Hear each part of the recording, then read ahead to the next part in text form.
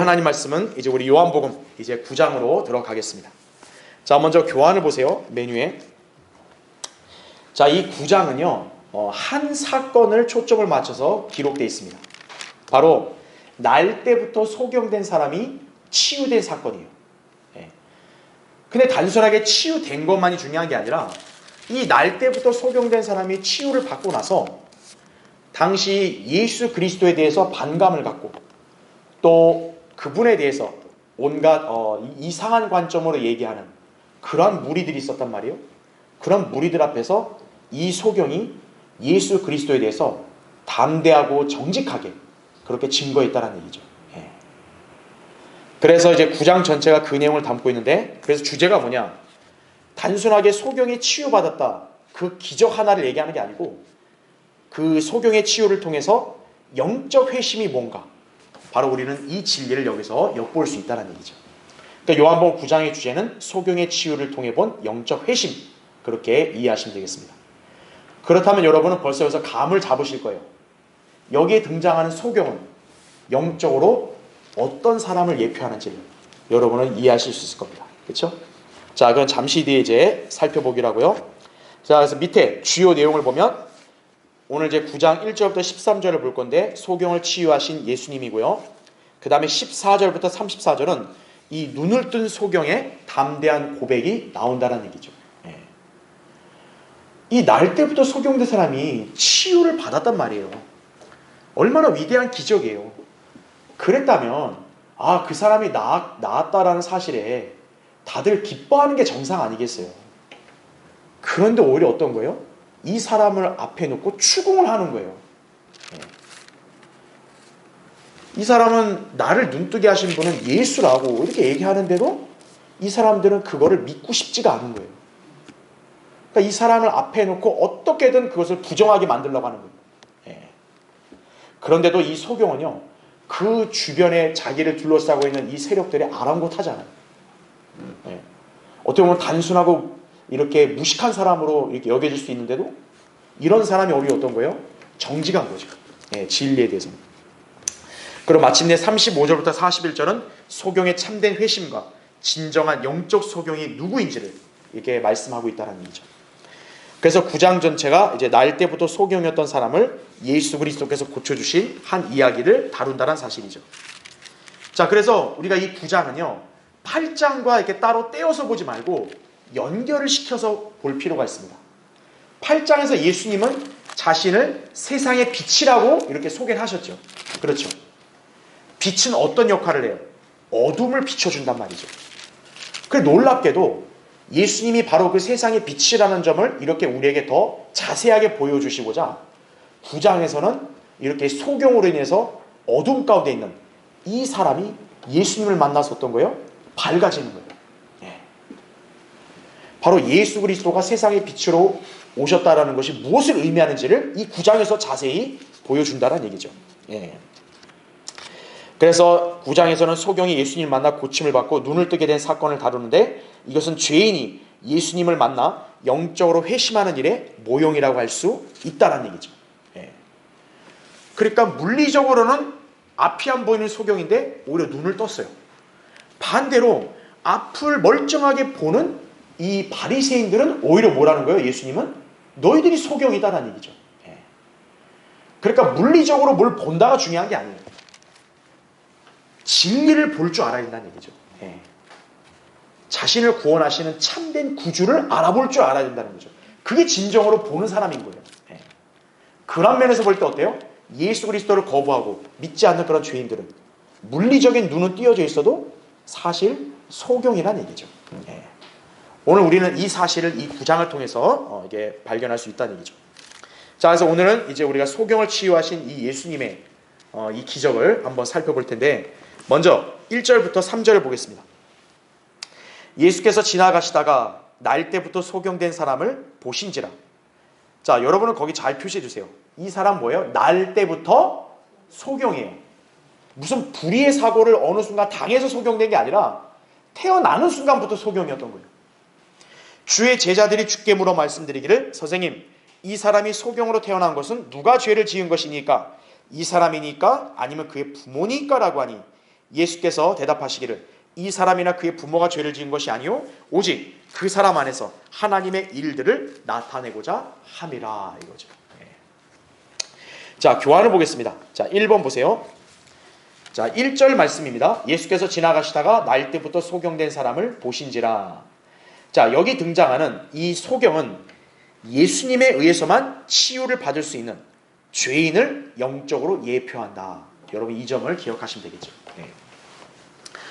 그러니까 이 날 때부터 소경된 사람은 다른 어떤 의학이나 기술로 이렇게 이 사람의 시력이 돌아올 수 있어 없어요? 없는 거예요. 다른 어떤 수단으로도 이 사람의 눈을 뜨게 할 수 없어요.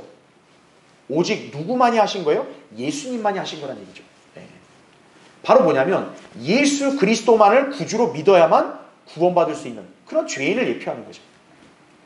자, 그래서 괄호 1번 보세요. 주님께서는 공생애 동안 소경을 치유하신 적이 5번이었음을 복음서에서 언급을 하고 있습니다. 여기 9장에 나오는 이 소경하고 그 다음 마태복음 9장 27절부터 30절 그리고 12장 22절에도 이렇게 소경된 사람을 치유해 준 사건이 나오고요. 마가복음 8장 22절 25절도 나옵니다. 이때 특이점 뭐냐? 이 소경이 눈을 뜨니까 주님이 물어봐요. 야, 뭐가 보이냐? 사람들이 나무와 같이 보인다는 거죠. 그 소경인 거죠. 그 다음 마가복음 10장에는 여러분이 잘 아는 바디메오를 치유하신 그 사건입니다. 자, 그러고 보니까 예수님의 이 3년 만의 공생애 동안에 여러 기적들을 행하셨는데 그 중에서도 이 질병 치유하는 사건들 중에서도 유독 소경을 치유하신 일들이 성경에 자주 나와요. 그렇죠? 그러니까 이거는 당시 이 소경된 것이 흔한 질병이었음을 우리에게 또 보여주기도 하는 거죠. 그렇죠? 그러니까 이스라엘 사회에서는 이렇게 소경된 사람들이 의외로 많았다라는 거예요. 그렇죠? 자, 괄호 2번 보십시오. 사실 육체적인 질환이나 장애 중에서 가장 불행한 경우는 아마도 앞을 못 보는 소경됨일 것이다라는 거죠. 참 안타까운 일이잖아요, 사실. 특히 여기 등장하는 사람은 언제부터 소경이라고 그래요? 날 때부터. 그러니까 이 사람은 자기가 이 땅에 태어나가지고 자기가 뭘 잘못해서 소경된 게 아니라 그냥 태어날 때부터 소경으로 태어난 거예요. 그럼 여러분 그 사람 입장에서는 이거 굉장히 억울한 일 아니에요? 정말 너무나 슬픈 일 아니에요, 그렇죠? 그러니까 이 사람의 특징이 뭡니까? 태어나는 순간부터 밝은 곳을 본 적이 없어요. 태어나는 순간부터 이 사람은 오직 뭐만 접하는 거예요? 어두움만 접하는 거예요.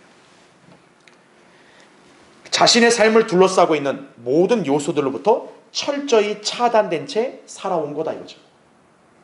자, 그럼 왜 이런 사람이 있는 것이고 왜 하나님께서 이런 사람이 있게 하신 다음에 예수님을 만나겠는가 이거예요. 우리에게 알려주는 바가 분명히 있죠. 그렇죠? 자, 괄호 4번 보세요. 3번. 이런 육신적인 결함이나 불행과 비교할 수 없는 더 큰 불행은 바로 혼이 병들어서 마음이 멀어버린 것, 곧 영적 소경이다라는 얘기죠. 그러니까 육신적인 소경보다 훨씬 더 비참한 게 뭐예요? 영적인 소경이라는 얘기죠. 오늘날 모든 죄인들이 여기에 해당한다는 얘기죠. 소경은 아무리 감각적으로 느낄 수 있다고 해도 오직 어둠에 매여 있을 수밖에 없듯이 죄인도 자신의 인생의 실상과 다가올 위험에 대해서 전혀 인식하지를 못한다는 얘기죠.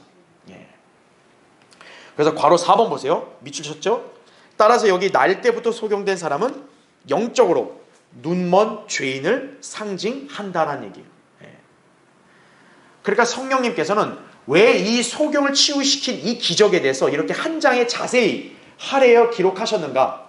우리에게 이런 영적인 진리를 가르쳐 주시기 위함인 거예요. 구원받지 못한 죄인 모두 영적인 소경이라는 점을 여러분이 이해하시면 되는 거예요. 그래서 에베소서 4장 18절 19절에 보면 이 구원받지 못한 이방인들의 특징을 열거할 때요. 그들 안에 있는 무지를 통하여 하나님의 생명에서 멀리 떨어졌고 그들의 명철은 어떻게 했다 그래요? 어두워졌으며 그리고 감각을 상실하여 이렇게 표현하고 있습니다. 그렇죠? 그러니까 여기 소경을 통해서 주님은 구원받지 않은 죄인의 실상도 이 소경과 같다는 얘기죠. 특히나 이 땅에 있는 모든 죄인들은 날 때부터 사실 뭡니까? 아담의 본성을 입어서 죄인으로 태어났잖아요. 그와 똑같다는 얘기죠. 그래서 괄호 5번 그러므로 예수님의 생애 동안 이 소경을 치유하시는 내용이 강조된 이유는 분명해요. 영적으로 눈먼 죄인들을 구원하시는 분은 예수 그리스도 뿐이시라는 거죠. 그렇죠. 이 소경이 예수님을 만나지 못했다면 평생 소경으로 살 거예요. 그렇죠. 그 소경의 눈을 뜨게 한 분은 예수 그리스도라는 거죠. 정말 아무 소망도 없는 죄인을 구원받게 할 수 있는 분은 예수 그리스도라는 거죠. 그렇죠. 그 다음 또 한 가지는 어떤 부분을 보여주는 거냐. 이스라엘이 바로 여기 소경과 같은 상태에 있다는 점을 알려주시는 거예요. 예. 거기 대표적인 구절은 여러분 나중에 보시면 됩니다. 그래서 마태복음 13장 13절부터 15절, 요한복음 12장 40절. 이거는 사실 뭐냐면 이사야의 예언을 인용한 거거든요. 그러니까 하나님께서 그들이 고의로 거부하니까 그들의 눈을 멀게 하셨다 이렇게 말씀하죠. 예. 그래서 고린도서 3장 14절부터 16절 보면 이스라엘 마음이 완악하니까 어떤 거예요? 여전히 예수 그리스도를 알아보지 못하는 거죠. 예. 그러니까 오늘날 구원받지 않은 죄인들도 다 마찬가지예요. 그들도 어때요? 자신들이 진정으로 받아들여야 될 빛이신 예수 그리스도를 지금 알아보질 못하죠. 마귀의 방해 때문에. 그렇죠? 그와 똑같다 보시면 됩니다. 자, 이제 그 다음 페이지 보세요. 자, 그래서 이 제자들이 예수님께 질문을 합니다. 2절에 나온 질문이 바로 그거죠. 아니, 왜 이 친구는 날 때부터 소경이냐 이거예요. 도대체 뭐가 문제입니까? 이렇게 예수님께 묻는 거예요. 이자가 죄를 지어서 그렇습니까? 아니면 부모나 조상의 죄 때문에 저주받은 겁니까? 이게 지금 제자들의 관점인 거죠. 근데 사실 이거는 이 땅에 사는 모든 사람들이 갖고 있는 사실 일반적인 어떤 추측과도 다 연결되는 거예요. 사람들도 일반적으로 다 어떤 생각을 가져요? 뭔가 장애가 있고 뭔가 문제가 있으면은 저 사람이 뭘 잘못했겠지. 저 사람이 아니면 저 부모나 저 친척이나 누군가가 잘못해서 저게 대신 벌 받겠지. 막 그런 생각 한다 이거죠. 그러니까 여기에 제자들도 딱 그 관점에만 머물러 있는 거예요. 그러니까 날 때부터 소경된 사람 보고 나니까 제자들이 예수님 앞에 아니 주님 왜 저러죠? 뭔 죄를 져서 그런 거죠? 막 이러는 거예요. 자, 괄호 1번 보십시오. 모든 신체적인 고통과 결함의 1차적인 원인은 사실 죄 문제는 맞습니다. 그런데 우리가 알아야 될 것은 이거는 원론적인 입장이라고 보셔야 돼요. 즉 뭐냐면 아담이 일단 불순종함으로 인해서 어때요? 죄성을 이어받았단 말이에요. 인간이. 그래서 결국 죄의 싹은 사망이란 굴레에 다 누구나 다 거기에 걸리게 되는 거고. 그리고 중요한 거는 아담의 불순종 때문에 그 죄에 관한 저주가 이 땅에도 미쳤죠. 그렇죠. 그러니까 사실 이 땅을 살아가는 인간들은 여러 가지 고통과 슬픔 이것을 겪을 수밖에 없는 거예요. 그거는 일단 기본적으로는 바로 우리 인류의 조상인 아담의 불순종과 범죄로 인한 그 죄의 결과라는 거예요. 그러니까 그건 맞아요. 그래서 육체적인 질병이나 고통을 겪는 사람들도 있는 거예요. 네. 그런데 괄호 2번 보세요.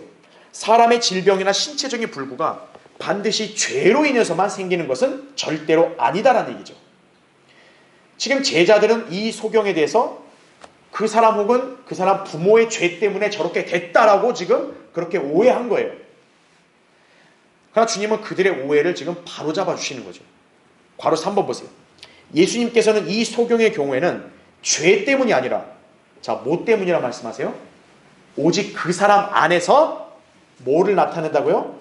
하나님의 영광을, 그렇죠? 하나님의 일들을 나타내고자 합니다. 3절. 네. 그러니까 계속 보시면 미추친 거 소경의 눈을 뜨게 하는 이 놀라운 기적을 행하심으로써 궁극적으로는 아버지 하나님께 영광을 돌리기 위한 하나님의 일들을 드러내 보이시기 위하여 그 소경의 불행을 허락하셨던 것이다라는 얘기죠. 네. 그러니까 우리가 알아야 될 게 뭐냐면 하나님의 생각과 인간의 생각은 다른 거예요. 그래서 네. 인간의 생각과 안목은 항상 굉장히 좁아요. 그 순간만 봅니다. 그러니까 인간적인 견지에서 보면 왜 소경이냐고 날 때부터 내가 뭘 그렇게 잘못했길래 나는 이렇게 날 때부터 이렇게 불행하게 났냐고 이렇게 한탄할 수밖에 없는 거예요. 인간은. 그렇죠? 왜요? 원인을 모르니까. 그런데 하나님께서 어떤 거예요? 이 사람의 경우에서 같이 반드시 무슨 죄에 관한 어떤 결실 때문이 아니라 이 사람은 특별한 잘못이 없음에도 불구하고 뭔가 이 사람을 통해서 하나님의 놀라운 어떤 이적과 또 일들을 나타내기 위해서 때로는 어떤 사람을 지정해서 이러한 불행을 허락하시는 경우가 있다는 얘기죠. 그러니까 여기에 날 때부터 소경은 바로 그런 케이스라고 보시면 되는 거예요. 자, 그러면 괄호 4번 보세요. 자, 이 소경뿐이냐 이거예요. 주님께서는 인간의 불행을 통해서요, 하나님께서 자신의 영광을 나타내시기도 한다는 점을 우리는 잘 유념해야 되는 거예요. 여기 제가 예를 들었죠. 동그라미 1번 보세요. 요한복음 11장에 보면 누가 죽죠? 나사로가 죽습니다. 나사로는 누구냐면 예수님이 사랑하시는 사람이에요. 그런데 예수님이 사랑하시는 사람 하면 사람의 경지는 뭐예요? 무조건 잘 돼야 돼, 이거잖아요. 근데 나사로가 먼저 병이 들었어요. 아, 좋아요. 병 들 수 있어, 누구나. 그러나 예수님이 사랑한다면 어떻게 해야 돼요? 반드시 빨리 낫게 해줘야 돼요. 그게 인간적인 견지죠. 근데 예수님은 나사로가 병든 걸 알면서도 어때요? 빨리 가서 고쳐주는 게 아니라 오히려 지체하셨다고 말합니다. 일부러 안 가셔요. 언제까지요? 나사로가 죽을 때까지 안 가고. 그럼 인간적인 견지로 보면 어때요? 아니, 이거 예수님이 도대체 나사로를 사랑하는 게 맞아? 이렇게 생각할 거란 말이에요. 그렇죠? 자, 예수님께서는 분명히 말씀하셨어요. 거기 교환에 나오다시피 그 요한복음 11장 4절에 이렇게 기록되어 있죠. 이 병은 죽음에 이르는 것이 아니라 뭐를 위한 것이라고 언급해요? 하나님의 영광을 위한 것이다 이거죠. 아니, 주님이 사랑하시는 사람이 병들어 죽는 게 하나님의 영광을 위한 거라고요? 그 순간은 이해를 못하겠죠. 근데 지나고 나니까 어떤 거예요? 충분히 이해할 수 있는 거죠. 바로 예수 그리스도는 그 죽은 지 나흘 된 나사로를 살리셨잖아요, 즉각. 그럼으로써 뭘 보여줘요? 아, 예수 그리스도가 부활이요 생명이라는 점을 보여준 거죠. 네. 그래서 하나님의 아들이 그 일로 인하여 영광을 받게 하려 함이라 이거죠. 그러니까 하나님께서는 그분의 아들이 이 죽은 지 나흘 된 사람을 살리는 기적을 행함으로써 그 아들이 영광을 받게 하기 위해서 나사로의 죽음을 허락하신 거란 얘기죠. 네. 그러니까 하나님의 관점으로 바라봐야지 인간적인 견지로 해석하려고 그러면은 이거 도무지 이해가 안 되는 거예요. 자, 밑에 동그라미 2번 보십시오. 또한 예수님께서는 베드로의 죽음을 통해서도 하나님께서 영광을 받으실 것을 예시하셨죠. 우리가 이제 나중에 보겠지만 예수님 베드로한테 너는 이제 젊을 때는 네가 허리띠를 매면서 네가 아무 데나 갈 수 있는데 나이 들어서는 누군가가 너를 묶어서 이제 끌고 갈 거라고 그 얘기했단 말이에요. 그러면서 거기 19절 이 말씀을 하시면 베드로가 어떠한 죽음으로 하나님께 영광 돌릴 것인지를 예시하심이라 이렇게 나오죠. 분명히 예수님이 언급하신 내용을 딱 보면은 베드로가 곱게 죽는 게 아니에요. 그렇죠? 그런데도 뭐라는 거예요? 그 죽음이 하나님께 영광을 돌리는 거라는 거죠. 네.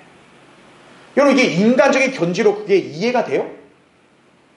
곱게 죽는 게 아니라 그렇게 비참하게 죽는 게 하나님께 영광이다. 이해가 돼요? 이거는 우리 성으로 이해하는 게 아니라는 거죠. 네. 하나님은 그런 방법으로도 영광을 받으시는 거예요. 자, 예수님을 따르던 제자들이나 수많은 믿음의 선진들 무참하게 순교당했죠. 여러분이 팍스의 순교사라는 책을 읽다 보면요, 너무나도 끔찍하고 괴로울 정도로 우리 믿음의 선진들은 비참하게 죽었어요. 개죽음 당했다고요. 아니, 하나님의 자녀들 아니에요. 그렇죠? 그런데 어떤 거예요? 시편 116편 15절의 말씀에 보면 주께서는 성도들의 죽음을 값진 것이라고 평가한다 이거죠. 왜 그 죽음이 값집니까? 예수 그리스도를 믿는 그 믿음 하나를 위해서 자신의 생명을 부인한 거니까. 그러니까 다른 사람들이 볼 때는 어떻게 여길 수 있는 거예요? 야, 예수 그리스도를 믿는 믿음이 인간의 목숨보다 더 귀중한가 보구나. 그렇게 높일 수밖에 없는 거죠. 그 성도들의 죽음을 통해서. 그렇죠? 그러니까 주님께서는 어때요? 신실하고 선한 자녀들이라 할지라도 때론 이런 불행을 허락하시는 경우도 있다는 얘기죠. 자, 동그라미 3번 보세요. 사도 바울은 어때요? 바울도 물론 순교당했죠. 근데 순교당하기 전까지 바울의 생애는 뭡니까? 온갖 질병으로 인해 아주 고생을 하죠. 바울이 오죽 아팠으면요, 하나님 앞에서 3번이나 간구합니다. 제발 이 가시를 제거해달라고. 근데 하나님은 어떤 응답했어요? 노죠, 노. 거기 고린도서 12장 9절에 나온 대로 내 은혜가 내게 충분하도다. 이는 내 능력이 약한 데서 온전하게 됨이니라. 이렇게 말씀하신 거죠. 우리의 생각으로 볼 때 뭐예요? 아니 약하고 비실비실한 게 무슨 영광이야? 무슨 능력이야? 저는 이거 도저히 이해 못해요. 이럴 수밖에 없어요. 근데 바울은 어떤 거예요? 하나님의 그런 뜻을 알고 그걸 은혜라고 표현한 거예요. 주님, 그럼 그건 저에게 은혜입니다. 이렇게 얘기한 거죠. 자기가 그렇게 아프고 고통스러워도 어떤 거예요? 은혜입니다. 그래서 바울이 고백한 게 뭡니까? 자신의 약함을 오히려 기뻐하고 자랑한다고 그렇게 얘기했다 이거죠. 왜냐하면 그리스도의 능력이 자신 안에 거하게 하기 위해서라는 거죠. 자기가 강하다 그러면 그리스도의 능력이 그 사람 안에서 역사할 수 있어 없어요? 없는 거죠. 자, 그렇게 우리가 이해할 수 있습니다. 그래서 밑에 괄호 5번 보세요. 육체적인 고통뿐만 아니라 온갖 시련과 역경이 오히려 하나님의 신실한 성도들에게 임하는 경우가 있다 이거죠. 하나님께서는 때때로 죄의 형벌과는 상관없이 자녀들을 징계하시기 때문이다라는 얘기죠. 그러니까 이렇게 고난과 시련에 처했다 해가지고 무조건 이 사람은 하나님이 막 때리려고 하고 하나님이 막 벌 주려고 하고 이게 아니라는 거예요. 신실한 자녀라도 징계하신다는 얘기죠. 왜냐? 사랑하시니까 이거죠. 그래서 거기 히브리서 12장 5절 6절에 나온 말씀대로 내 아들아 주의 징계를 경시하지 말고 책망을 받을 때 낙심하지 말라. 주께서 그의 사랑하신 자를 징계하시고 그가 받으시는 아들마다 매질하시느니라. 이렇게 말씀을 하신 거죠. 그러니까 만약에 여러분의 생애 가운데서도 뭔가 이게 참 이해하기 어려운 그런 여러 가지 고난이나 어떤 역경이 처했다고 했을 때 물론 여러분이 하나님과의 관계에서 뭔가 잘못한 부분이 있다고 하면 자백하면 되는 거죠. 그렇죠?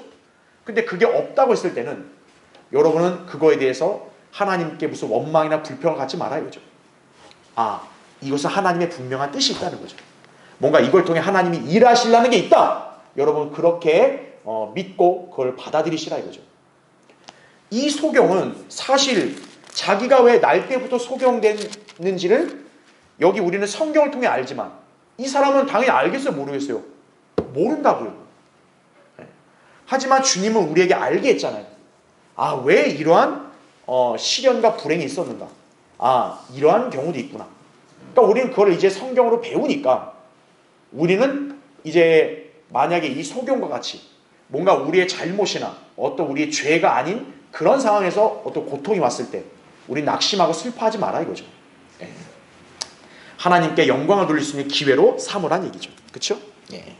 그래서 괄호 6번 여기 소경의 경우는 결국 그 사람과 부모, 조상의 죄로 인한 형벌이 아니었다는 얘기죠. 하나님의 영광을 드러내기 위해였다는 거죠.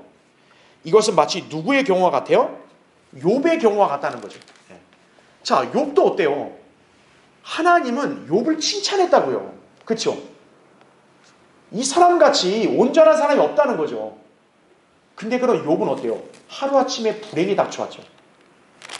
그러니까 욥의 친구들은 어떤 거예요? 그런 욥을 앞에다 두고 네가 죄인이니까 그 모양이야 막 정죄를 했단 말이에요. 염장을 지르고.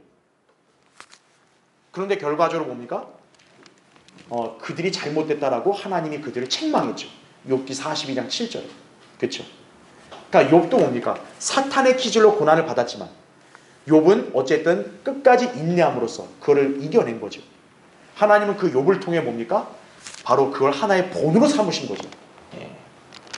자, 그런 경우가 같다고 보시면 됩니다. 자, 맨 밑에 3번을 보세요. 한편 소경을 바라보는 제자들은 그의 고통과 불행에 대한 연민이 아니라 자, 뭐로 접근한다고요? 죄 문제로 접근하는 거예요. 이게 영적으로 미성숙하고 또 진리에 무지한 사람들, 바로 이런 사람들의 안목이라 보시면 되는 거예요. 자, 우리 주님은 이 날 때부터 소경된 사람을 만났을 때 어떤 반응을 보이세요? 주님이 이 소경 앞에서 야, 너는 왜 이 모양이냐? 이렇게 얘기 안 하셨다고요. 너 이렇게 된 거 우연이 아니야. 이런 말씀 안 하셨다고요. 주님은 전적으로 어때요? 그를 불쌍히 여기시죠. 그의 과거의 행적 이런 거 전혀 따지지 않고 주님은 그를 연민하셔서 어때요? 그를 치유해 주시죠. 그리스도인들도 주님과 같은 그런 마음을 가져야 되는 거예요. 그리스도인들도 구원받지 않은 죄인들을 연민으로 바라보고 그들이 구원받기를 열망을 해야지 그들의 죄와 나쁜 상태를 보고 단죄하려고 하는 것은 바람직하지 않다는 얘기죠. 예. 누구마다 각자 인생에 여러 가지 패턴이 있고 또 여러 가지 우여곡절이 있단 말이에요. 그렇죠? 예. 그러면 그거에 대해서 우리가 주안점을 둬야 될 건 뭐예요? 아, 저 사람 구원받아야 된다. 과거에 무슨 삶을 살아도 중요한 게 아니고 아, 저 사람도 예수 그리스도의 피로 죄사함 받고 하나님의 자녀로 태어나야 된다. 이게 정상적인 우리 그리스도인들의 마음이라는 거죠. 근데 그게 아니라 뭐예요? 아유, 저 사람 왜 저래? 저 사람 저렇게 산 거 보니까 뭔가 문제가 있구만 저거. 예? 저러니까 저 모양이지. 이렇게 접근하면 안 된다는 거죠. 지금 제자들은 뭡니까? 이 날 때부터 속용된 사람을 앞에 놓고 죄 문제로 접근하는 거예요. 원인으로 접근하는 거예요. 너 왜 그럴까? 너 그거 우연 아니야? 너 뭔가 문제가 있어? 이렇게 접근하는 거죠. 근데 우리 주님은 처음부터 그렇게 접근 안 하죠. 주님은 먼저 그를 치유해 주시죠. 불쌍히 여기시죠. 예. 그러니까 우리 그리스도인들도 복음을 전파하려고 죄인들에게 다가설 때도 우리는 항상 그런 마음을 가져야 되는 거예요. 그 사람의 인생에 대해서 왈가왈부 평가하는 게 우선이 아니라 아, 저 사람도 구원받아야 된다. 예. 저 사람도 하나님의 은혜를 소유해야 된다. 그런 관점을 가져야 된다는 얘기죠. 예. 자, 그렇게 이해하시면 되고요. 자, 4절부터 5절을 보겠습니다. 때가 낮일 동안에 나는 나를 보내신 분의 일들을 행하여야 하리라. 밤이 오면 그때는 아무도 일할 수 없느니라.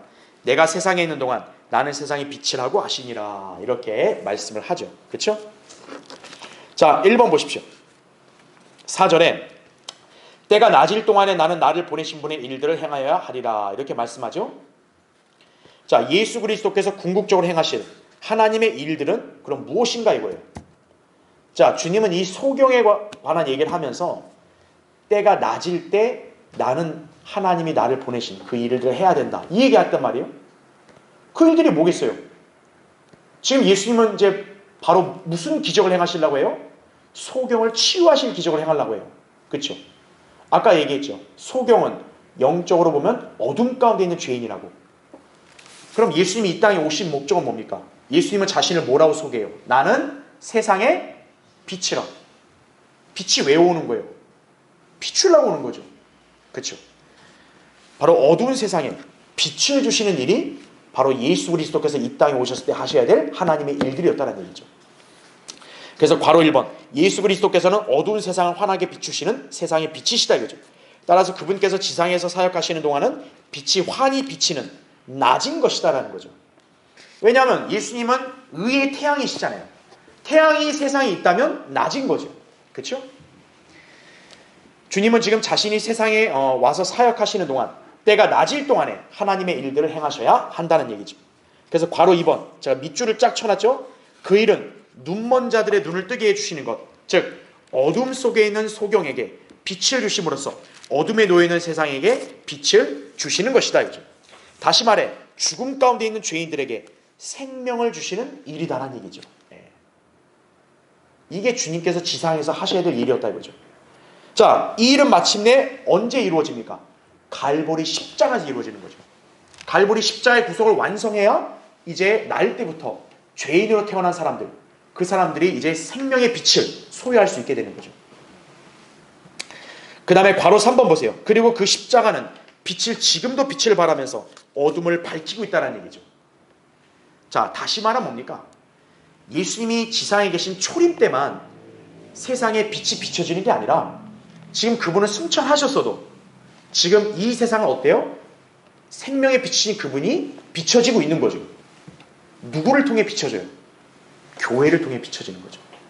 그러니까 주님은 승천하시고 나서 바로 세상에 빛을 비추는 이 일들을 누구에게 위탁하신 거예요? 교회에게 위탁하신 거죠. 그래서 이 교회를 이루는 그리스도인들을 빛들로서 세상에서 비추는 자들이라고 빌립보서 2장 15절에서 그렇게 말씀한 거라는 얘기죠. 그래서 바울이 우리에게 얘기할 때도 우린 빛들이다. 빛들. 주 안에서 빛이다. 그러니까 빛의 자녀들로서 우리는 비춰야 된다. 이 얘기를 하는 거죠. 자, 괄호 4번. 이 때문에 현재 그리스도인들은 복음을 전파하여 영적 소경인 죄인들에게 빛을 비추는 일을 수행함으로써 이 교회 시대에도 마치 예수님이 계실 때인 낮과 같이 살아야 한다는 얘기죠. 예. 자, 엄밀히 말하면 태양이신 주님은 지금 세상에 없죠. 태양이 세상에 없다는 얘기는 사실 밤인 거잖아요. 그런데 바울 서신이 얘기하는 건 뭐냐면 우리는 밤이나 어둠에 속하지를 않았다고 얘기합니다. 그냥 우리가 빛들이니까. 그러니까 우리는 비록 이 세상에 남겨져 있어도 빛의 자녀들, 낮의 자녀들이라고 얘기하는 거예요. 그래서 뭡니까? 바울이 우리 그리스도인들에게 밤이나 어둠에 속하지 않으니까 빛의 자녀로서 빛들을 비추라고 얘기하는 거죠. 예. 그러니까 예수님이 지상에 계시는 초림 때도 낮이 될 수 있는 거고, 영적으로 본다면 지금 교회 시대도 어때요? 그리스도인들이 세상에 빛을 비추고 있기 때문에, 주님을 증거하고 있기 때문에 낮에 해당될 수가 있는 거죠. 그러니까 여기 예수님의 논리는 뭡니까? 낮에 일한다 이거예요. 낮에. 그러니까 지금 교회 시대는 뭡니까? 그리스도인들이 일을 해야 될 시기다라는 얘기죠. 그 일이라는 게 바로 빛을 비추는 일인 거죠. 자, 괄호 5번. 그러나 뭐가 오면요? 밤이 오면 그때는 빛을 비추는 복음 전파 일을 수행할 수 없는 거죠. 그렇죠? 그러니까 여러분이 익숙하게 잘 아는 찬송가 있죠. 일할 수 없는 밤이 속히 오리라. 그렇죠? 어두운 밤 속히 오리 주 복음 위하여. 우리 찬송가 있잖아요. 바로 그 찬송가가 이 구절의 본문을 근거로 한 거죠. 그렇죠? 예. 자, 그렇다면 여기 예수님이 말씀하신 거에 따라서 다가오는 밤이 언제겠어요? 예수님을 세상의 빛으로서 믿고 받아들일 수 있는 시기가 낮이란 말이에요. 그렇죠? 그럼 그거를 못하는 시기는 언제겠어요? 이제 교회 시대가 끝난 이후 대환란이 되겠죠. 그렇죠? 그때는 예수 그리스도를 믿음만으로 이렇게 구원받을 수가 없는 거죠. 그때는. 그렇죠? 예. 이 복음을 듣고 구원받을 수 있는 기회가 사라지는 거죠. 그러므로 현재 구원받지 않은 죄인들은 주 예수 그리스도를 영접해야 하며 우리는 그 사실을 속히 알려야 한다는 얘기죠. 그래서 고린도서 6장 2절에도 보라 지금이 무슨 날이다? 구원의 날이라 이거죠. 그러니까 구원받지 않은 죄인들에게는 너희들이 이렇게 은혜로 구원받을 수 있는 그 낮이 끝나간다 이거죠. 그러니까 지금이 구원받을 날이다 이거고, 우리 그리스도인들은 어떻게 그걸 접근하면 되는 거예요? 우리가 그렇게 복음 전파할 수 있는 기회가 영원한 게 아니라 그게 끝나간다 이렇게 이해할 수 있는 거죠. 그렇죠? 그러니까 여기 예수님의 말씀은 그러한 의미를 담고 있다고 여러분이 이해하시면 되겠습니다. 자, 그럼 잠깐 여기 한번 볼게요. 자, 지금 예수님께서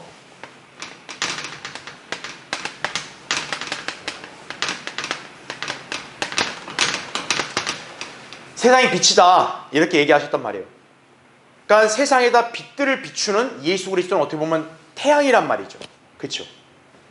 그래서 자, 영적으로 본다면 낮이 되려면 빛을 비추는 예수님이 계셔야 되는 거예요. 그렇죠?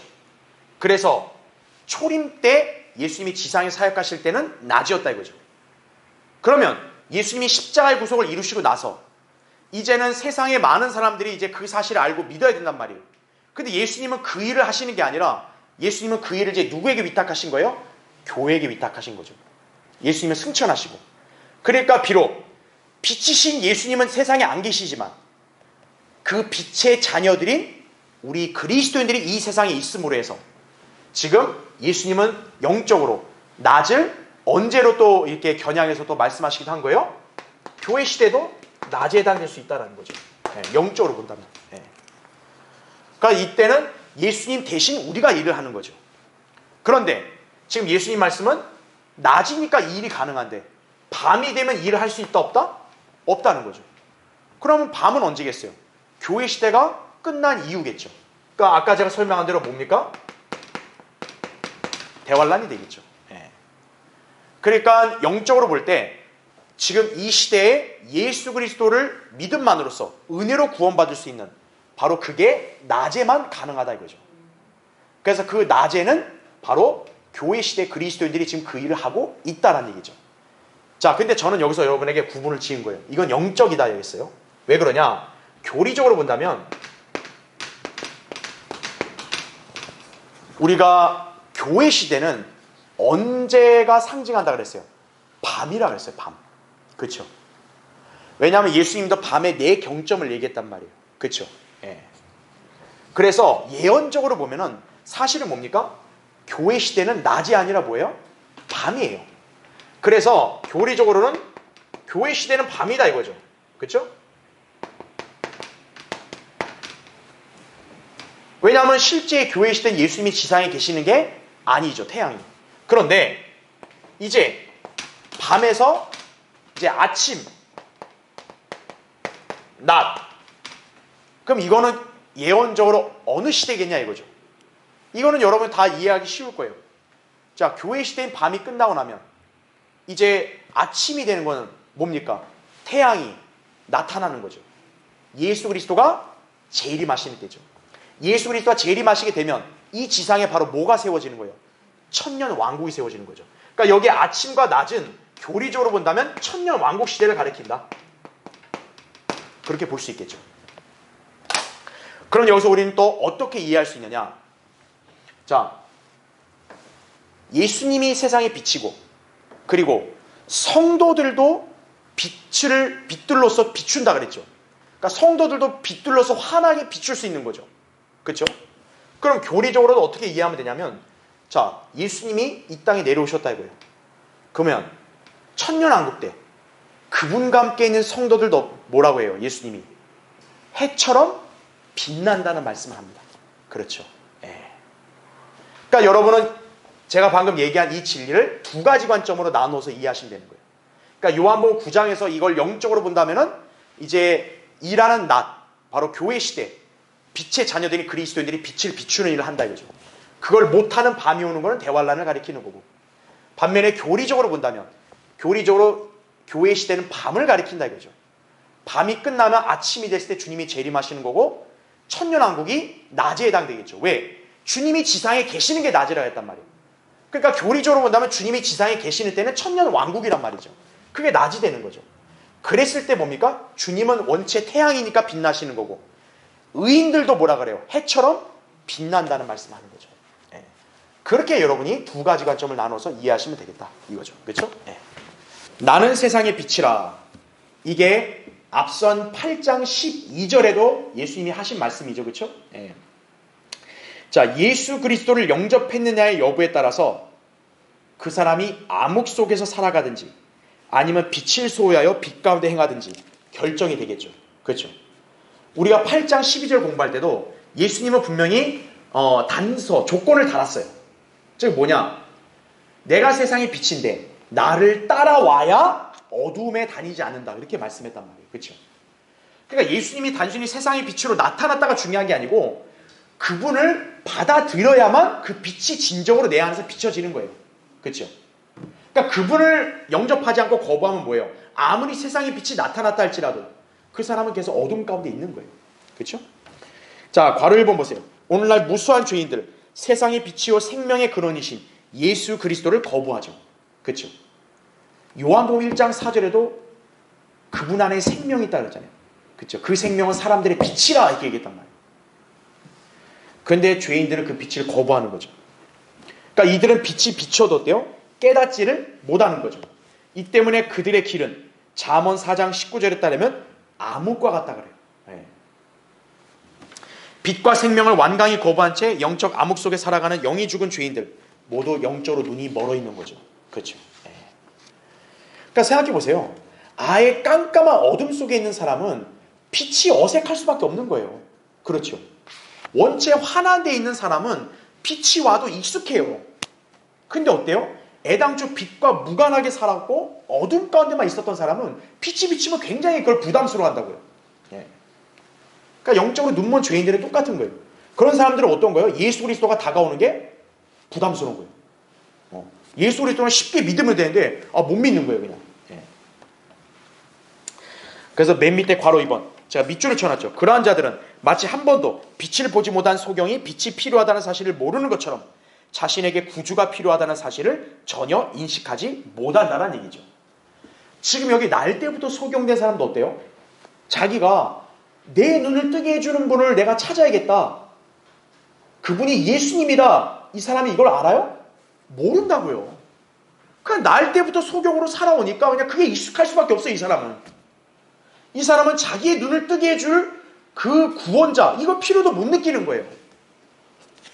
바로 영적으로 눈이 먼 죄인들이 이와 똑같다는 거죠. 그렇죠? 자, 그 다음 페이지 보세요. 주님은 바로 그러한 죄인들을 어떻게 여기시는 거예요? 불쌍히 여기신다 이거죠. 그래서 그들을 어둠에서 벗어나게 하기 위해서 빛을 주시는 것이다 이거죠. 그래서 괄호 3번, 따라서 예수 그리스도를 개인의 구주로 영접하면 그 사람은 영원한 생명의 빛을 소유하게 되고 빛의 자녀가 되어 빛 가운데 행할 수 있게 된다 이거죠. 이게 요한일서 1장 7절의 말씀인 거죠. 그렇죠? 이것이 바로 때가 낮을 동안에 해야 할 하나님의 일이다라는 얘기죠. 예. 그리스도인은 바로 그 예수 그리스도를 증거하고 복음을 전파함으로써 영적으로 눈먼 자들의 눈을 뜨게 해줘야 된다는 거예요. 예. 그걸 우리가 기억하시면 됩니다. 자, 9장 이제 6절부터 9절을 볼게요.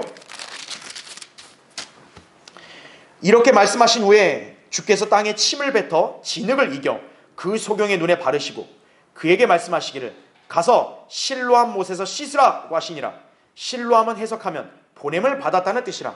그러므로 그가 가서 씻고 보면서 왔더라 이거죠. 그때 이웃 사람들과 전에 그가 소경이었던 것을 본 사람들이 말하기를 이 사람은 앉아서 구걸하던 그 사람이 아니냐고 하더라. 어떤 사람들은 그 사람이라고도 하고 또 다른 사람들은 그 사람을 닮았다고도 하는데 그가 말하기를 내가 그 사람이라고 하더라. 이렇게 당당하게 자신을 소개하죠. 그렇죠?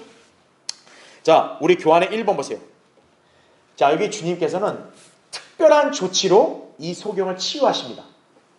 거기 6절을 보면 주께서 땅에 침을 뱉어 진흙을 이겨 그 소경의 눈에 바르시고 이렇게 나오죠.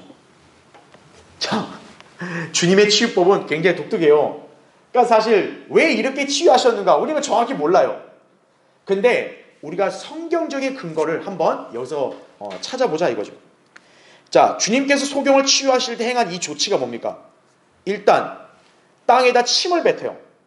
땅이 흙인데 침이라는 액체가 닿으니까 진흙이 되는 거죠. 그것을 이겨서 어떻게 합니까? 소경의 눈을 바른 다음에 그 다음 어떻게 가래요? 실로암 못에 가서 씻으라 나오죠. 진흙을 바르고 물로 씻어라. 그러니까 이 소경이 치유될 때 이렇게 나온 처방전은 뭡니까? 진흙과 물이에요. 근데 하필 공교롭게도 이 진흙과 물은 모두 인간과 연관이 있다는 얘기죠. 그렇죠. 예. 자, 괄호 1번 보십시오. 주님께서 사용하시는 약은 물과 흙을 혼합한 것이다 이거죠. 자, 모든 동물들은 다 물과 땅에서 만들어졌죠. 창세기 2장에 근거해 보면 그렇죠. 자, 인간도 어때요? 흙과 물로 구성된 몸을 입고 있는 거죠. 하나님께서 어때요? 땅의 흙으로 사람을 지었다 이거죠. 근데 그 인간 안에는 70% 이상이 다 뭐로 구성되어 있어요? 물로 구성되어 있죠. 그러니까 마치 인간은 진흙과 같다 이거죠. 진흙. 자, 그 점에 관해서 거기 제가 교환에 기재해 놓은 대로 욥기 4장 19절에 좀 앞에서도 부서져 버리는 먼지의 기초를 둔 진흙집에 사는 자들 이렇게 얘기하죠. 그러니까 인간은 마치 진흙집에 사는 것과 똑같다 이거예요. 욥기 10장 9절에도 주님께서 나를 진흙같이 만드셨다 이렇게 고백을 하죠. 자, 그럼 이제 괄호 2번 보세요. 이런 사실을 상기시켜 주실 육신을 입고 이 땅에 오신 창조주 하나님 곧 예수 그리스도께서는 땅에 침을 뱉어 이긴 그 진흙으로 소경의 눈을 만져주신 후 실로암 못에 물로 씻으라고 명령하셨다는 얘기죠. 자, 그럼 괄호 3번 보세요. 왜 하필 주님은 그 소경의 눈을 물로 씻어 치유해 주셨는가 이거예요. 아, 주님은 그냥 내가 원하노니 보라 그러면 될 텐데 그게 아니라 왜 하필 이 소경한테는 물로 씻게 했냐 이거예요. 자, 성경에서 물은 어떤 의미를 상징하냐? 영적인 의미로는 말씀을 상징한다 이거죠. 말씀. 그렇죠? 자, 이것은 요한복음 5장 39절에 성경을 상고하는 예수님의 명령을 연상하게 한다는 얘기죠. 예수님이 왜 성경을 상고하라 그랬어요? 그 성경은 누구에 관해서 증거하니까? 예수 그리스도, 나에 관해 증거하니까. 그러니까 성경을 상고하게 되면 당연히 누구를 알게 되는 거예요? 예수 그리스도를 알게 되는 거예요. 그렇죠? 자, 하나님의 말씀을 듣고 믿은 사람은 뭐를 받아요? 빛을 받아 깨우치게 되는 거죠. 그래서 시편 119편 130절 거기 나오죠. 주의 말씀들이 들어가면 뭐를 준다고 나와요? 빛을 주며 그것이 우매한 자에게 뭐를 준다? 명철을 주나이다. 이렇게 말씀하는 거죠. 그래서 왜 이 영적으로 눈이 멀어있는 그 소경의 눈에다가 하필 진흙을 바르고 거기다가 왜 물로 씻으라 그랬냐 이거죠. 인간의 본질은 진흙이다 이거죠. 그 인간 어떤 거예요? 반드시 물이 필요하다는 거죠. 진흙과 물로 얽혀져 있는 인간은 물로 씻음 받아야 된다 이거죠. 그 물은 바로 말씀이다 이거죠. 예. 말씀으로 씻음 받으니까 어때요? 그 소경의 눈이 떠지고 빛을 보는 거죠. 하나님의 말씀을 접하면 어떤 거예요? 그 사람 빛이 그 안에 들어가는 거예요. 그럼 이 사람이 깨우치게 된다. 이걸 알려주는 거죠. 자, 그래서 괄호 4번 제가 밑줄을 쳐놨죠. 영적 어둠 속에서 죄의 사슬에 속박되어 있는 죄인이 복음을 듣고 그 말씀에 믿음으로 순종을 하면 예수님의 말씀에 순종한 소경이 물로 씻고 새롭게 뜨게 된 눈으로 보면서 왔죠. 여기 7절 보면 이 소경이 이제 아예 눈으로 보고 오는 거예요. 그처럼 그 말씀을 통해 영적 생명이 다시 태어나 말씀의 빛으로 영적인 눈을 뜨고 비로소 빛을 볼 수 있게 되는 것이다라는 얘기죠. 그러니까 여기 예수님의 치유 방법은 영적인 의미로 볼 때는 우리에게 참 매우 의미심장한 진리를 알게 해주는 거죠. 그래서 이제 괄호 5번에 제가 거기 기재해 놓은 설명을 여러분이 참조하시면 돼요. 그래서 우리가 여기서 배울 수 있는 게 뭐냐면, 자, 이 소경은 할 수 있는 게 아무것도 있어 없어요? 없죠. 이렇게 진흙으로 지어졌고 물로 출생한 인간은 하나님께서 먼저 일하지 않으시면 그 사람 구원받을 수 있다 없다? 없다라는 얘기죠. 다시 말하면 예수 그리스도가 그 사람에게 와서 이렇게 진흙을 발라주고 물로 씻으라고 하기 전까지는 이 사람은 자기의 눈을 뜰 수 있어 없어요? 없는 거죠. 마찬가지로 이 땅에 태어난 모든 죄인들도 세상에 비치신 예수 그리스도가 이 땅에 와서 십자가의 구속을 이루지 않으면은 어떤 거예요? 누구도 영적인 눈을 뜰 수 없는 거죠. 그러니까 예수 그리스도는 바로 하나님의 뜻에 따라 그렇게 보내심을 받아 그래서 이 땅에 오신 거란 얘기죠. 그래서 그러니까 영적으로 바로 우리에게 그런 교훈을 알려주는 것이에요. 그렇게 이해하시면 됩니다. 자, 밑에 2번. 자, 거기 실로함에 대한 설명은 여러분이 참조하시면 됩니다. 이 실로함이라는 뜻이 뭐라고 나와요? 보냄을 받았다는 얘기입니다. 이 보냄을 받았다. 이 뜻과 연관되어 있는 직분이 뭐냐? 바로 사도입니다. 사도. 히브리서 3장 1절에는 예수 그리스도를 뭐라고도 표현해요? 사도라고 표현합니다. 아니, 사도는 그냥 예수님의 제자라고 알고 있는데 그게 아니라 뭐예요? 예수님 자체도 사도라는 거죠. 왜요? 예수님도 누구로부터 보냄을 받았어요? 하나님으로부터 보냄을 받은 사람이죠. 그렇죠? 그러니까 여러분 여기서 딱 연관성을 잘 찾으셔야 돼요. 어떤 연관성? 아니, 왜 날 때부터 소경된 사람이 진흙에 발라서 왜 물로 씻는데 그 물도 어느 못에 가래요? 실로암 못에 가라 하냐 이거죠. 그 실로암 뜻을 보니까 보냄을 받았다. 하나님께로부터 보냄 받은 사람이 누구예요? 예수 그리스도다 이거죠. 그러니까 여기가 지정됐다라는 것도 의미심장한 거죠. 그렇죠? 아, 이 소경의 눈을 뜨게 해주는 분도, 물로 씻어서 눈을 뜨게 하실 수 있는 분도 바로 보냄을 받으신 예수 그리스도구나. 그걸 우리에게 알려주는 것이죠. 그렇죠? 그러니까 하나님이 하시는 일들은 우연이 없는 거예요. 그렇죠? 자, 그 다음 페이지 보십시오. 자, 그 메뉴에 이제 3번에서 8절 9절에 자, 이제 날 때부터 소경된 이 사람이 여러분 무슨 일을 하면서 할 수 있겠어요? 그냥 이 사람이 할 건 구걸밖에 없어요. 거지로 산 거예요. 그러니까 그 성읍에서도 매우 잘 알려진 사람이겠죠. 그러니까 이 사람이 소경이라는 건 누구나 그 성읍 사람은 다 아는 거예요. 근데 문제가 그런 사람이 갑자기 막 눈을 밝게 뜨고 막 지나다니는 거예요. 이 사람들이 막 수근거리는 거죠. 이 누구야 저거? 어디서 봤는데? 우리 여기 앉아서 구걸하던 소경 아니야? 아니야, 닮은 거겠지. 막 이런 식으로 말이 오고 가는 거예요. 그래서 이 사람은 자신 있게 얘기하죠. 내가 그 사람이라고. 자, 눈을 뜬 소경을 본 사람들의 반응과 별개로 예수님을 만난 사람은 자신이 이제 달라졌음을 시인할 수 있는 거란 얘기죠. 그래서 괄호 1번. 날 때부터 소경된 그 사람이 치유된 기적을 본 사람들은 그 위대한 역사에 놀라워하면서도 반신반의하기도 하는 거예요. 자, 이것은 마치 구원받지 않은 죄인을 아는 사람들이 오늘날 그 사람이 구원받고 새롭게 태어난 모습을 봤단 말이에요. 그런 반응과 좀 비슷하다 볼 수 있는 거죠. 아, 저 사람 옛날에 나랑 같이 이렇게 잘 띵까띵까 놀면서 죄진 사람인데 갑자기 막 예수님 믿었다 그러고 저 사람 맞아 옛날에? 이거죠. 자, 예수 그리스도를 믿어서 회심한 그런 사람을 세상이 바로 이런 관점으로 보는 거예요. 여러분, 정상적이란 뭐 해야 돼요? 야, 예수님을 믿어야 되겠구나. 저 사람이 믿었더니 변화됐네? 그럼 나도 믿어야겠구나. 이게 자연스러운 건데 세상은 우리 어떤 거예요? 그 예수 그리스도를 보는 게 아니라 저 친구 이상한데? 이거죠. 좀 뭔 일이 있는 거야? 막 이거죠. 아, 좀 이상한데? 이거죠. 이게 세상의 반응이라는 거죠.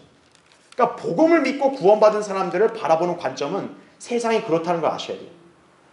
그러니까 착각하지 말아야 될 게 내가 예수님 믿고 변화됐다. 이게 너무 기분 좋으니까 내가 막 다른 사람들이 얘기하면 다 나를 알아주고 다 기뻐해 줄 거라고 생각하는데 그건 여러분이 오해한 거예요.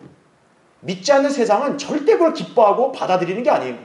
오히려 이상하게 보는 거죠. 그럼에도 불구하고 이 소경은 자신 있게 어때요? 내가 그 사람이다 이거죠. 자, 구원받은 사람도 과거에 자신이 비참하고 창피한 모습이 있을 거 아니겠어요? 그렇죠? 그렇죠? 이 친구도 과거에 자기가 소경으로서 이렇게 구걸만 하고 사는 사람이잖아요. 자기의 과거의 모습을 아는 사람이 아는 체 하면 부끄러울 수 있잖아요. 그런데 이 사람은 아랑곳하지 않고 내가 옛날에 바로 그 사람이야. 이렇게 자신 있게 얘기하는 거죠. 그리스도인도 마찬가지예요. 자기 과거에 비록 창피한 사람 살았어도 예수님 믿고 변화됐으면은 나 예수 그리스도 믿어 구원 받았다고 그렇게 얘기할 수 있어야 한다는 얘기죠. 자, 마지막 10절부터 13절 이제 볼 텐데요. 우리 교환을 보겠습니다. 바로 거기 1번에 10절부터 11절에 사람들이 그에게 말하기를 어떻게 해서 내 눈이 떠졌느냐고 하니 그가 대답하여 말하기를 예수라는 사람이 진흙을 이겨 내 눈에 바르고 내게 말하기를 실로암 못에 가서 씻으라고 하기에 가서 씻었더니 보게 되었노라고 하더라 얘기하는 거죠. 자, 괄호 1번을 보면요. 이 소경에게 묻는 이 사람들 있죠. 이 사람들은 사실 진정한 영적인 소경들이죠. 왜입니까?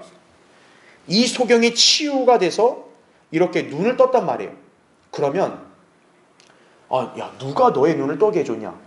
이렇게 물어야 정상이죠. 야, 그분 대단하다. 이렇게 말해야 되는데 이들은 지금 이렇게 묻는 게 아니라 야, 너 어떻게 떴어? 마치 막 추궁하듯이 그렇게 묻는다는 얘기죠. 그러니까 이들은 뭡니까? 이 소경이 눈을 뜬 기적, 이거에 호기심은 있을지언정 뭐예요? 그 기적을 행한 예수 그리스도는 관심이 없는 거예요. 예. 자, 괄호 2번이 바로 그거예요. 마찬가지로 오늘날 구원받지 않은 세상 사람들은 어때요? 죄인을 구원하고 변화시키는 예수 그리스도에 대해서는 관심이 없어요. 단지 뭐냐? 어떤 사람이 구원받았다 그래요. 야, 저 사람이 어떻게 저렇게 달라졌지? 어떻게 달라졌지? 이상한데? 비결이 뭐지? 그냥 이렇게만 반응을 보일 뿐 그 사람을 변화시킨 예수 그리스도에 대해서는 관심을 안 갖는 거예요. 세상이 그렇다는 얘기죠. 그런데 이 소경은 어때요? 그 사람들과는 달리 예수라는 사람을 얘기하죠.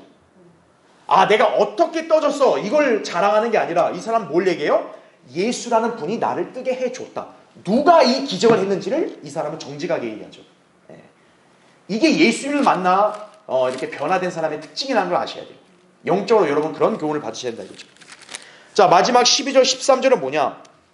이제 이 사람들은 뭐냐면 그렇게까지 들었으면 예수님은 대단하구나 믿어야겠구나 이게 아니라 야, 그 예수라는 사람 어디 있어? 그러면서 바리새인들한테 이 사람을 데리고 가는 거예요. 왜 그러냐? 이 사람들은 바리새인들이 무서운 거예요. 당시에 바리새인들은 어때요? 예수님을 그리스도라고 인정하면 회당에서 추리할 것을 결의해놨기 때문에 우리가 다음 시간에 보겠지만 이 소경의 부모까지도요. 자기 자녀가 눈을 떴는데도 이 뜨게 해준 예수 그리스도를 믿으려는 게 아니라 오히려 자기 자녀한테 떠넘겨요. 바리새인들한테 얘한테 물어보세요. 우린 몰라요. 그들을 무서워해서. 그러니까 여러분은 그걸 잘 아셔야 됩니다. 세상에 비친 예수님을 이렇게 만나지 못한 사람은 대중들을 두려워하는 거예요. 그러나 비치신 분을 만나면 어때요? 변화된 사람은 그 사람은 당당하다 이거죠. 난 예수 그리스도를 만났다. 난 예수 그리스도를 알았다 이거죠. 바로 그런 점을 여러분 잘 기억하셔야 되는 거죠. 그렇죠?